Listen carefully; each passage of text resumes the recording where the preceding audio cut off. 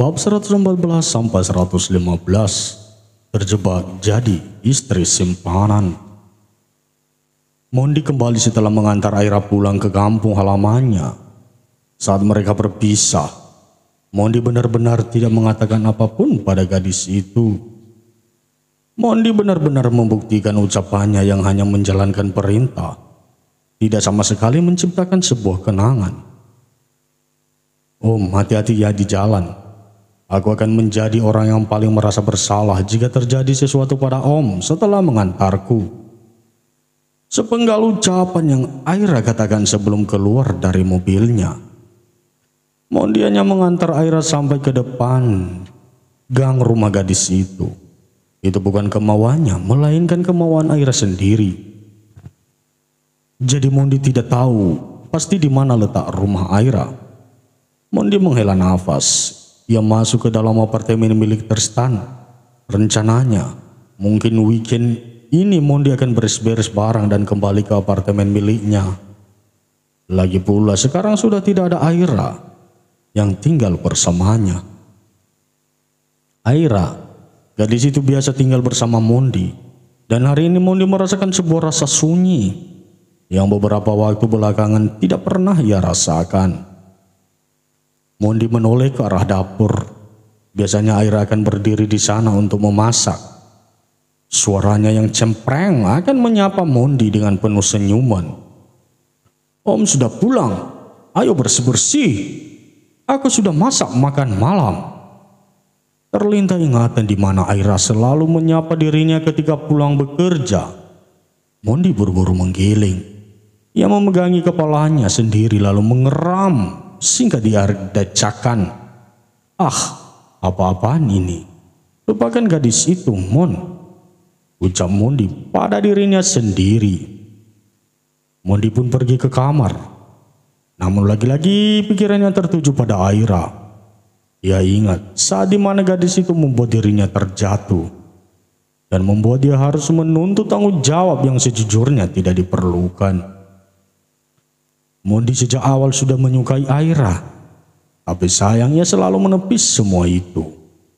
Mulai dari permintaan tanggung jawab tidak masuk akal, dan segala bentuk perhatian kepada Aira, semua itu adalah cinta. Gadis itu hanya menyusahkan, Mon. Lupakan dia, dan jadilah dirimu seperti sebelumnya. Gumam Mondi seraya melangkah masuk ke dalam kamar mandi. Mondi terus berusaha menepis perasaan yang ia punya. Tapi mari kita lihat sejauh mana ia akan bertahan pada gengsinya. Sementara itu di tempat lain, tampak seorang gadis tengah menangis sambil memegangi pipinya yang terasa panas akibat tamparan dari kakaknya. Gadis itu terus meminta ampun, bahkan pertolongan pada kedua orang tuanya. Namun bukan mendapat pertolongan. Ia malah mendapatkan tindakan kasar lainnya seperti rambut yang dijambak. Mbak, sakit. Tolong maafkan aku. Aku tahu aku salah. Ucap Aira dengan tangan yang menyatu. Pak, Bu, tolong ampuni aku. Jangan siksa aku. Pinta Aira lagi. Air mata di wajahnya sudah turun ke pipi dan membuat basah wajah cantik yang saat ini tengah mengganggu pikiran Mondi. Aira terus bersujud di kaki kakaknya yang kembali memberikan siksaan padanya. Aira dihempaskan lalu tubuhnya disirami air dingin malam-malam begini. Hiks, dingin Mbak, tolong hentikan semua ini. Ucap Aira menggigil kedinginan.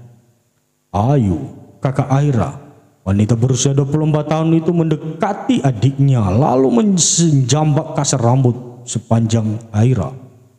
Sakit, dingin.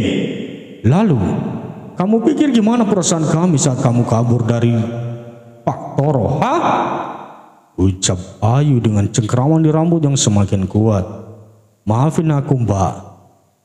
Pinta Aira seraya memegangi tangan kakaknya yang semakin menarik kasar rambutnya. Maaf. Kamu udah buat bapak malu, Aira. Kita ini punya hutang sama Pak Toro. Malah kabur. kamu itu anak kurang ajar dan tidak tahu berterima kasih. Sarkas Bapak Aira. Kalau tahu begini, mending ibu nggak pungut kamu dari jalanan dulu. Ketus Ibu Aira dengan sorot mata tajamnya. Aira menghentikan tangisnya. Ia berusaha untuk melepaskan cembakan kakaknya, namun karena tidak bisa. Maksud ibu apa? Apa arti kata pungut, Bu? Tanya Aira gemetaran. Ya, kamu bukan anak kandung ibu sama bapak. Kamu itu anak pungut, jawab Bu Aira. Ayu seraya melepaskan jambakannya dengan kasar. Jadi dengarin baik-baik ya. Kamu harus menikahi Pak Toro sebagai balas budi sama bapak dan ibu yang udah pungut kamu. Kalau bukan karena mereka, kamu sudah mati. Tambah Ayu seraya mendorong kasar kepala Aira dengan jari telunjuknya. Aira menggiling. Gak mungkin. Aku anak bapak dan ibu kan. Aku dilahirkan sama ibu kan. Aku bukan anak pungut kan, Bu, Pak? Tanya Aira bertubi-tubi. Ibu Aira berjalan mendekati gadis itu. Aku bukan ibu kamu. Kamu itu aku pungut dari jalanan, jawab Ibu Aira penuh penekanan. Aira memegang tangan ibunya, namun tangannya ditepis kasar. Ibu bercanda kan? Aira anak ibu, iya kan? Tanya Aira lagi dengan suara yang semakin sesak. Bukan, kamu bukan anak kami, jawab Bapak Aira dengan lantang. Aira langsung jatuh terduduk dengan tubuh yang lemas tidak berdaya. Tubuhnya yang menggigil kedinginan kini berubah panas setelah mendengar kenyataan yang ia tidak ketahui selama ini. Sekarang kamu tahu kan kenapa mbakmu lebih kami dahulukan? Karena dia anak kandung kami, sedangkan kamu bukan, ucap Ibu Aira. Ayu tampak tersenyum sini sambil melipat tangannya di dada. Jadi minggu depan kamu nikah sama Pak Toro. Awas aja kalau sampai kabur lagi, kata Bapak Aira lalu pergi. Ibu Aira pun pergi sehingga kini hanya menyisakan Aira dan mbaknya Ayu. Kasihan banget jadi kamu, Ai. Udah anak pungut, orang tuanya nggak tahu di mana, terus harus nikah sama kakek-kakek lagi, ucap Ayu sambil tertawa jahat. Untung mbak cuma enaknya aja, nanti kamu dapat mahar uangnya buat kami senang-senang deh. Tapi nggak apa-apalah, Ai. Hitung-hitung kamu balas budi sama bapak dan ibu. Tambah Ayu lagi pergi meninggalkan Aira. Sementara Aira masih terduduk di kamar mandi dengan tubuh yang gemetaran. Kali ini bukan hanya karena dingin, tapi juga karena keterkejutan dirinya setelah tahu bahwa ia bukan anak kandung orang tuanya. Aira menangis sambil memeluk tubuhnya sendiri. Lalu di mana orang tuaku? Kenapa mereka tega membuangku? Lirik Aira semakin erat memeluk tubuhnya. Aira kembali menangis. Pantas saja dirinya selalu disiksa dan dijadikan pelayan di rumah. Beda dengan mbaknya yang begitu disayang dan selalu dituruti apapun permintaannya. Sementara Aira, ia hanya minta untuk istirahat saja. Orang tuanya tidak akan mengizinkan. Apalagi minta dibelikan ponsel seperti mbaknya. Aira pasti akan dipukul habis-habisan. Aira memejamkan matanya. Ia tidak menyesal pergi dari rumah utama ataupun dari Mondi. Meski dalam hati kecilnya ia berharap saat ini Mondi ada di sebelahnya dan melindunginya. Hanya sebatas harapan dan bukan penyesalan. Lagi pula apa yang mau disesalkan, ini adalah keputusannya. Airanya tidak mau terus terbelenggu pada rasa cinta yang ia miliki. Sebuah rasa yang ia yakini tidak akan terbalas.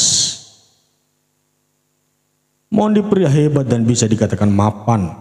Mustahil jika pria itu mau dengan Aira yang hanya gadis desa. Apalagi kenyataan bahwa ia tidak punya orang tua kandung. Hidup Aira sudah sangat kacau. Sekarang ia hanya akan pasrah pada takdir Tuhan. Jika memang sudah takdirnya menikahi kakek-kakek tua, maka biarlah itu terjadi. Bab 115.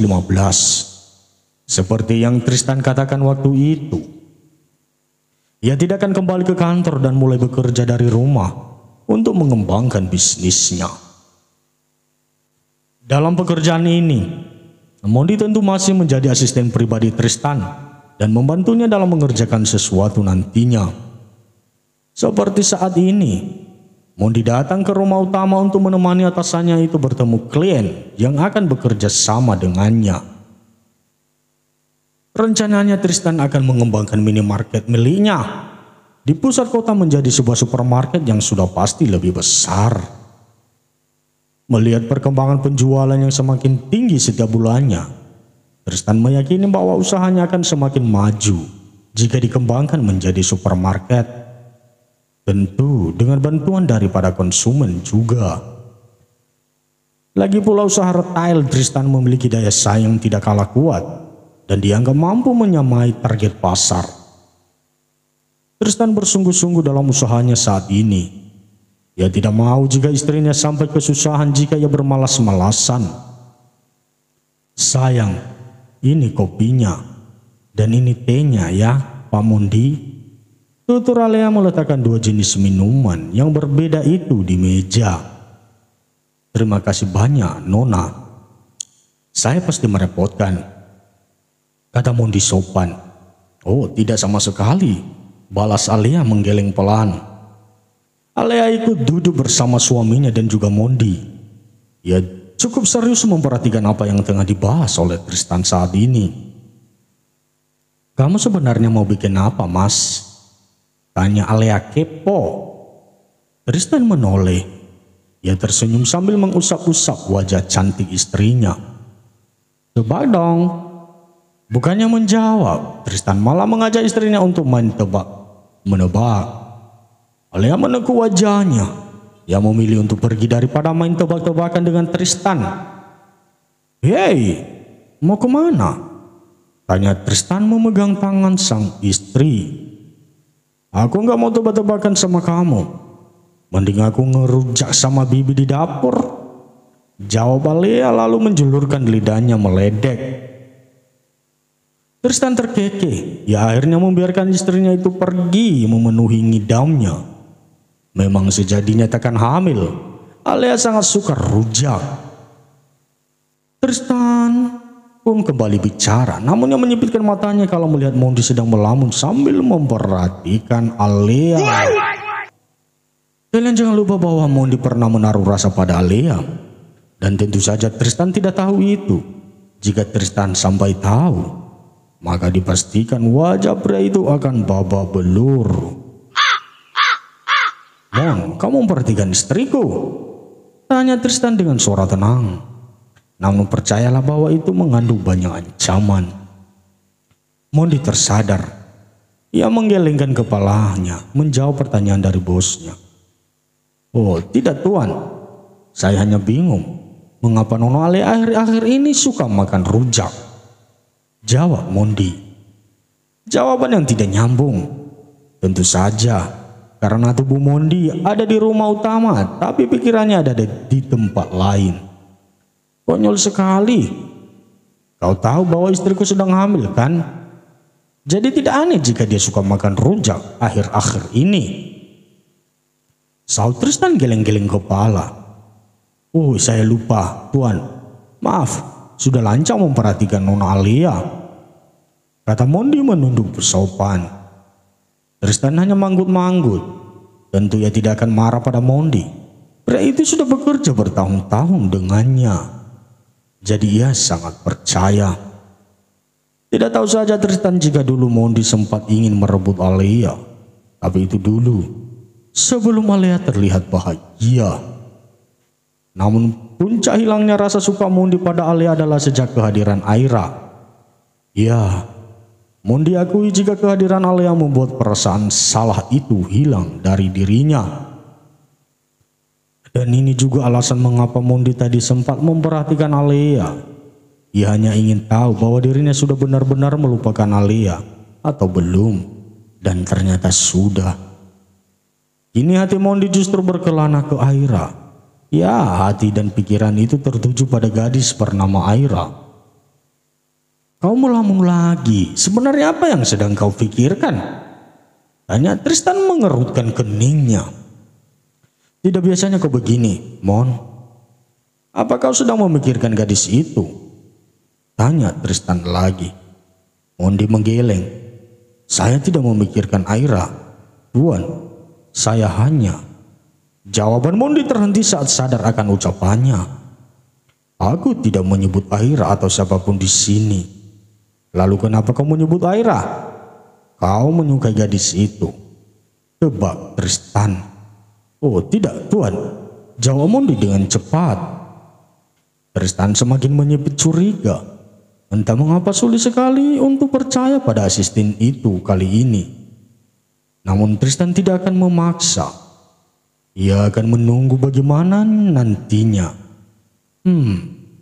Awas keburu dipeti orang lain loh, cibir Tristan sekilas. Jujur, jika Mondi memang menyukai Aira, maka ia akan senang. Usia Mondi sudah pantas untuk menikah. Dia juga pria yang mapan, sehingga akan mampu untuk menghidupi anak orang.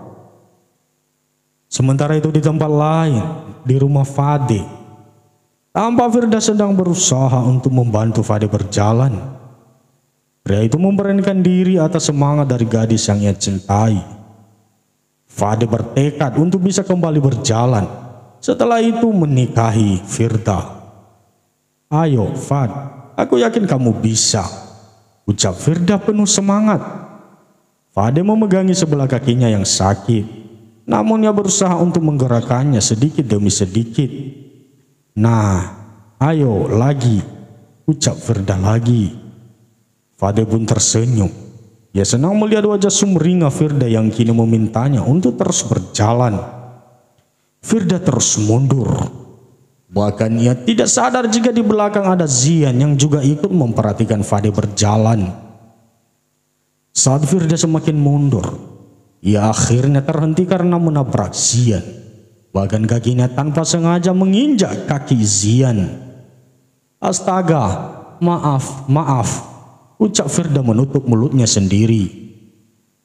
Mendengar suara Firda, Fade lantas menatap gadis itu dan sepupunya. Sakit ya? Aku tidak melihatmu. Tolong maafkan aku ya, ucap Firda lagi tidak enak. Zian tersenyum lembut.